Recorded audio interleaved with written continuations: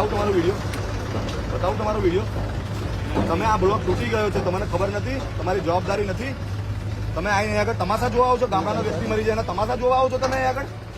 તમને ભાન નથી હોતું, તમારી જવાબદારી નથી હોતી. અરે કમ નહીં વાત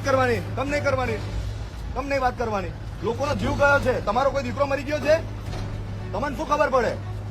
તમારે અહીં ઉભું જ ના રહેવાનું હોય. 2-3 વર્ષ પહેલા તમારે અહીં આગળ આવવાનું હતું. આવું ખાલી આગળ હોશિયારી મારવા નહીં આવવાનું. તમે અધિકારીઓ બધા ભ્રષ્ટ અધિકારીઓ પાપે આજે આ બધી ઘટના પણ આ છે.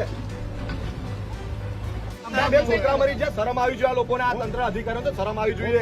વ્યક્તિ છું, ખાલી સેવા જ કરું છું. તમારી વાત 100% ની હું એગ્રી છું તમારી વાતમાં. 2022 થી આ લોકોને ખબર છે, પેલા નાયકા વાળા જે બોલા છે ને એને ખબર છે.